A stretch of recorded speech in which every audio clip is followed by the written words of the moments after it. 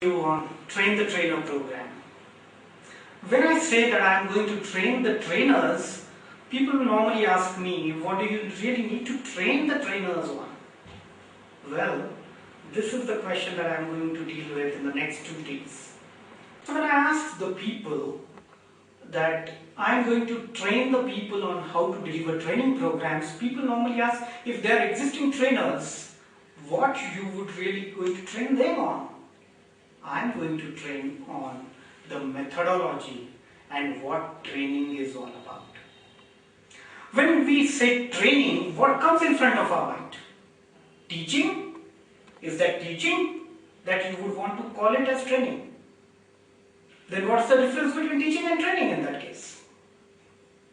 Well, training is about a particular skill. Let me give you an example. That you want to learn swimming, and I ask you to go through a book how to swim and different strokes of swimming. It's a 300 pages book, you've gone through it, then I show you some videos how people really swim around, I'll show you some methodologies, and then I put you in front of the swimming pool and ask you to start swimming. Will you be in a position to do that? The answer is no. Then what?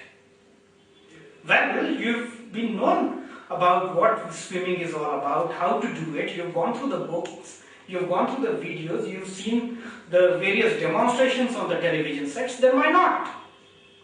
Because you gain knowledge. You have been informed but not trained on that particular area. When I say you have been given knowledge or you have been given information, how different it is from the actual action. Okay, let me elaborate a little more. Now, if we talk about the training area, I would come to the pyramid, what I would term as the ACTP principle.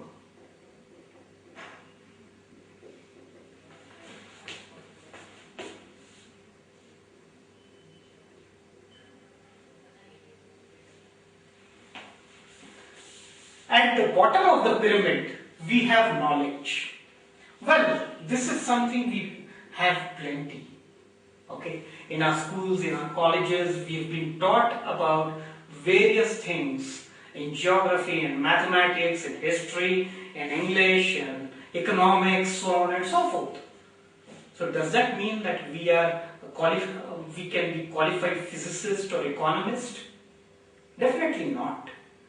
By gaining knowledge, what you're doing is you are getting well informed or well knowledgeable.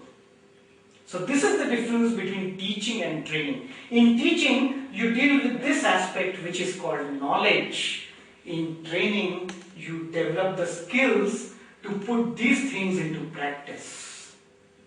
Now this is where the training comes in. And to practice it well, this is what the attitude is. The collective result of these three is called ownership and behavior cumulatively account for something called as performance. And in the real world, we all want this. No matter how knowledgeable I am. To put that knowledge into practice, I need to have the right attitude. If I say I need to have right attitude, that means I need to make certain corrections in my attitude. I need to motivate myself to learn the skills to put this knowledge into practice. Take the ownership of it and have a conducive behavior towards carrying out something called as performance. This is what my measurement in the real world is. So a trainer's job is to get this part organized in such a fashion that ultimately it is linked with the performance. If I have to give an example, or going back to the earlier example of swimming, I have taught how to swim. In the classroom, I have given all the theoretical information. Now I need to tell people that this is a beautiful thing.